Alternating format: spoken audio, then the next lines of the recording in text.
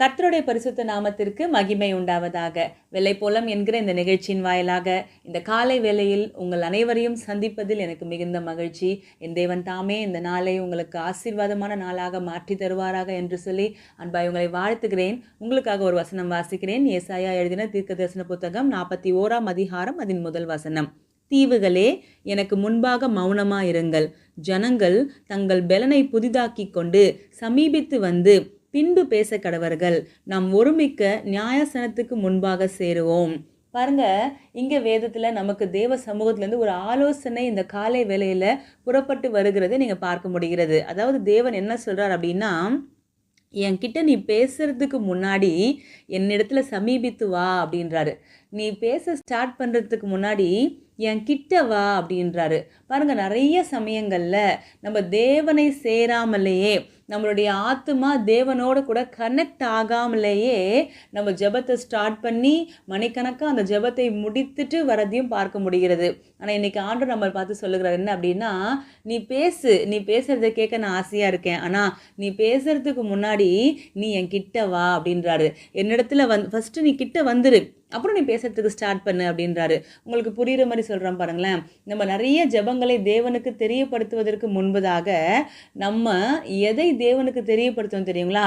நமக்கும் தேவனுக்கும் இருக்கிற உறவு நம்ம மனதில் எப்படி இருக்குன்றதை தேவனுக்கு தெரியப்படுத்தணும். அதாவது தேவைகளுக்காக மாத்திரம் தேவ சமூகத்துக்கு போய் நிற்காம, நம்ம எதற்காக தேவ சமூகத்துக்கு போய் நிற்கணும் அப்படின்னா, அவரிடத்துல அன்பு கூறும்படி, அவர் நம்ம மேலே வைத்த அன்பை நினைத்து அவருக்கு நன்றி செலுத்தும்படி, அவர் மேலே நம்ம கொண்டிருக்கிற அன்பின் நிமித்தம் அவரை சேரணும். பாருங்க, வேதத்தில் ஒரு நபர் இயேசு கிட்ட சேர்ந்ததாக சொல்லப்படுகிறது. அது யார் அப்படின்னா யூதாஸ் காரியத்து.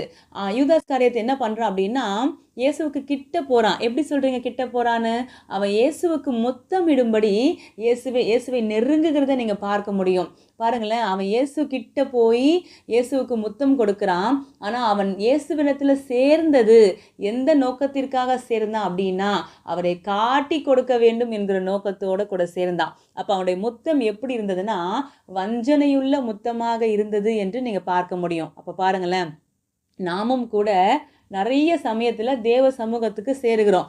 நிறைய சமயத்தில் சபை ஆராதனைகளில் கலந்து கொள்ளும் பொழுதும் சரி, ஒரு ஜெபக்கூடங்களுக்கு போகும் பொழுதும் சரி, நம்மளுடைய இன்டென்ஷன், நம்ம நோக்கம் எதுவாக இருக்குதுன்னு ஃபஸ்ட்டு யோசித்து பார்க்கணும். நம்ம தேவனிடத்தில் சேரும்படி நம்ம பிரயாசம் எடுக்கிற எல்லா பிரயாசங்களும், நீங்கள் வேதத்தை எடுத்து வாசிக்கிறதா இருக்கட்டும், நீங்கள் ஒரு பாடலை பாடி கர்த்தரை துதிக்கிறதாக இருக்கட்டும், ஒரு ஆராதனை செய்கிறதாக இருக்கட்டும், ஒரு சுவிசேஷம் சொல்லுகிறதாக இருக்கட்டும், தேவனை நெருங்கும்படி தேவன் நிமித்தம் நீங்கள் செய்கிற எந்த காரியமாக வேணாலும் அது இருக்கட்டும், அந்த காரியத்துக்கு பின்னாடி இருக்கக்கூடிய உங்களுடைய நோக்கம் என்ன அப்படின்றத இன்னைக்கு தேவன் நம்மை யோசித்து பார்க்க சொல்லுகிறார். உங்களுக்கு இன்னும் புரியுற மாதிரி நான் சொல்கிறேன் பாருங்களேன். நம்ம டெய்லி பைபிள் வாசிக்கிறோம், ஆனால் அந்த பைபிள் நம்ம வாசிக்கிறதுனுடைய நோக்கம் என்ன?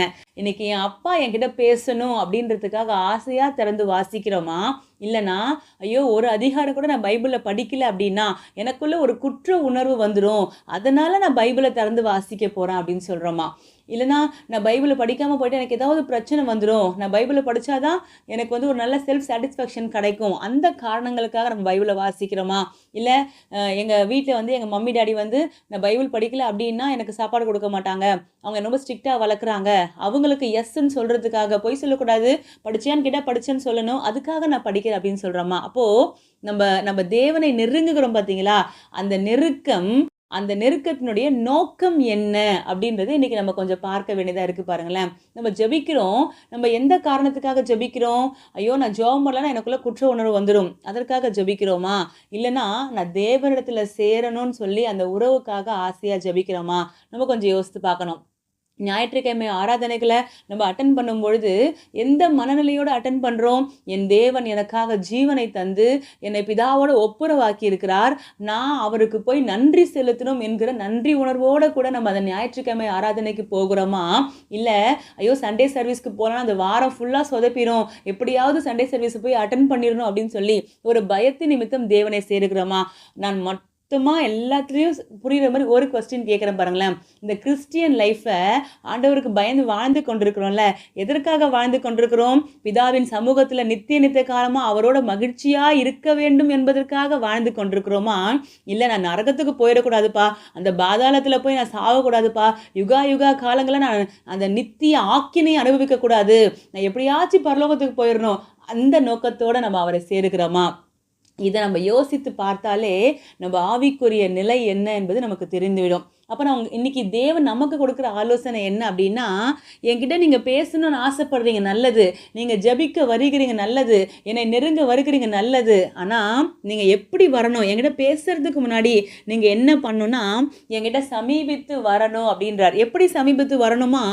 உங்கள் பலனை புதிதாக்கி கொண்டு சமீபித்து வரணுமா? அதாவது நமக்குள்ளே நம்ம ஃபஸ்ட்டு சொல்லிக்கணும், இன்றைக்கி எங்கள் அப்பாவை தேட போகிறேன். எதற்காக தேட போகிறேன் தெரியுமா?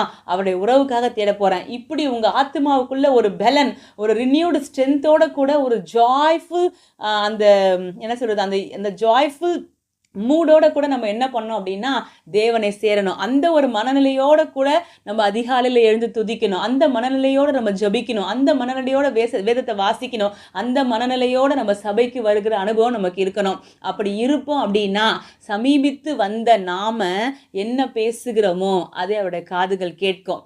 அப்போ மற்ற சமயங்கள் அவர் காதுகள் கேட்கிறதே இல்லையா அப்படின்னு நீங்கள் கேட்டிங்கன்னா, அவர் கேட்கிறார். அவர் நல்லவராகவே இருக்கிறதுனால எல்லாருக்கும் பதில் கொடுக்கிறார். பாருங்க, வஞ்சனையுள்ள முத்தம் கொடுத்த யூதாஸ் காரியத்துக்கு கூட அவர் பதில் சொல்லுகிறார். அவர் என்ன சொல்றார்? சிநேகிதனே, முத்தத்தினாலேயா என்னை காட்டி கொடுக்குற அப்படின்னு கேட்குறார்.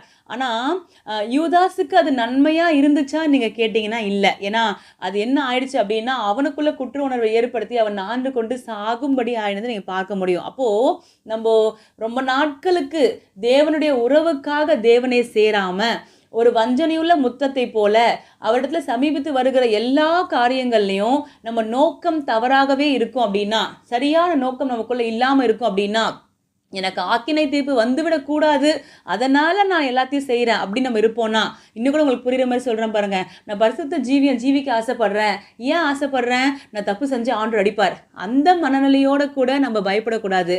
நம்ம என்ன பண்ணோம் அப்படின்னா, என் தேவன் என்னோட வாசம் பண்ணி கொண்டிருக்கிறார், எனக்குள்ள வாசம் பண்ணுகிற என் தேவனுக்கு எந்த சூழ்நிலையிலையும் நான் ஒரு தவறை செய்து ஒரு நெருடலை உண்டு பண்ணிவிடக்கூடாது, எனக்குள்ளே இருக்கிறது அவருக்கு அன்கம்ஃபர்டபுளாக மாறிடக்கூடாது, அவரை எப்பயும் நான் பிரியமாக வச்சுக்கணுன்றதுக்காக அவருக்கு பயந்து பரிசுத்த வாழ்க்கையை வாழணும். இப்படி நீங்க கர்த்தரை சேர்ந்து பாருங்க, அந்த சேர்க்கை அவரை மிகவும் பிரியப்படுத்தும். நீங்க வாயை திறந்து எதுவுமே அவர்கிட்ட சொல்ல தேவையில்லை. நீங்க பேசுவதற்கு முன்பாக அவர் உங்க வாழ்க்கையை குறித்து அவர் பேச ஸ்டார்ட் பண்ணுவாரு. பாருங்களேன், கர்த்தரிடத்துல மனமகிழ்ச்சியா இருக்கும் பொழுது அவர் உன் இருதயத்தின் வேண்டுதல்கள் எல்லாம் உனக்கு அருளி செய்வார் என்று சொல்லி ஒரு வார்த்தை வேதத்துல இடம்பெற்றிருக்கு. அப்படின்னா இதுதான் மனமகிழ்ச்சி. நான் கர்த்தரை சேருகிறது எப்படி சேர்றேன்னா, மனமகிழ்ச்சியா என் தேவனுடைய சமூகத்துல உறவுக்காக அவர் மேல கொண்ட அன்பின் நிமித்தம் அவரை நான் ஒவ்வொரு முறை நெருங்கும் பொழுதும் என் இருதய விருப்பங்களை எல்லாம் பார்த்து அவர் நிறைவேற்றுகிற தேவனா இருக்கிறார். அப்ப இன்னைக்கு ஆண்டு நமக்கு முதலாவது கொடுக்கிற ஆலோசனை என்ன அப்படின்னா, முதல்ல சமீபித்து வா, அப்புறம் பேசு. எப்படி சமீபித்து வரணும்? அவருடைய உறவுக்காக, அவருடைய அன்பின் நிமித்தம் அவரை கிட்ட நெருங்கணும். அதன் பின்பு நம்ம பேசுறது அவர் கேட்கிறார். நம்ம பேசுவதற்கு முன்பதாகவே இருதயத்தின் விருப்பங்களை எல்லாம் நிறைவேற்றுகிற தேவனா இருக்கிறார். நான் நம்புகிறேன் அநேகர் இப்படிதான் கர்த்தரை சேருகிறோம். எப்படின்னா, கண்டிப்பா உறவுக்காக தான் சேர்றோம், எப்படியாவது அப்பா கிட்ட இந்த உறவை புதுப்பிச்சு கொள்ளணும் தான் சேர்றோம். ஒருவேளை யாராவது அப்படி உறவு நிமித்தம் சேராம ஏனோ தானோன்னு சொல்லி நம்ம அப்பாவோட கூட நம்ம உறவுல இருப்போம் அப்படின்னா, இன்றைக்கு அப்பா நம்ம கிட்ட பேசி இருக்கிறார், நம்ம அதை மாற்றிக்கொள்ளுவோம். நம்ம அப்பா கிட்ட உறவுக்காக அவர் மேல கொண்ட அன்பு நிமித்தம் அவரை நெருங்கி பழக ஆசைப்படுவோம். அவர் மேல கொண்ட அன்பு நிமித்தம் எல்லா காரியங்களும் நம்ம செய்வோம். அது அவரை மிகவும் மகிழ்ச்சியாக்கும். நம்மை பார்த்து அவர் சொல்லுவார், தானியேலை பார்த்து சொன்னது போல, நீ மிகவும் பிரியமானவன், நீ வேண்டிக் கொள்ள துவங்கும் முன்பே கட்டளை வெளிப்பட்டது, நீ வேண்டிக் கொள்ள துவங்கின போதே கட்டளை வெளிப்பட்டது அப்படின்னு சொல்லி நீங்க ஜெபத்தை ஸ்டார்ட் பண்றதுக்கு முன்னாடியே, நீங்க ஸ்டார்ட் பண்ண உடனே தேவ சமூகத்திலிருந்து நீங்க ஆன்சர்ஸை பெற்றுக்கொள்ள முடியும். நம்ம ஜெபிக்க போகிறோம். பரலோக தகப்பனே, ராஜா மை ஸ்தோத்திரிக்கிறோம், உமக்கு நன்றி செலுத்துகிறோம். ஆண்டவரே, இந்த நாளில் எங்களிடத்துல பேசியிருக்கீங்க. நாங்கள் முதலாவது சமீபித்து வரணும், பின்பு பேசணும்னு சொல்லி எங்களுக்கு கற்றுக் கொடுத்துருக்கிறீங்க. அப்பா, எங்களுக்கு உதவி செய்யுங்க. நிறைய சமயங்களில் சமீபித்து வருவதற்கு முன்பதாகவே எங்கள் இருதய குமுறல்களெல்லாம் ஊற்றி விடணும் என்ற எண்ணம் தான் எங்களுக்கு உண்டாகிறது. ஆனாலும் கூட எங்களுக்கு கிருபை தாங்க. ஆண்டவரே, நாங்கள் அன்பு நிமித்தம் உம்மை சேர உதவி செய்யுங்க.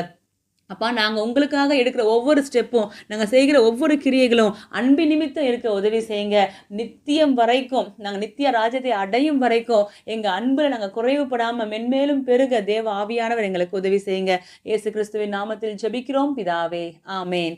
Thank you. God bless you.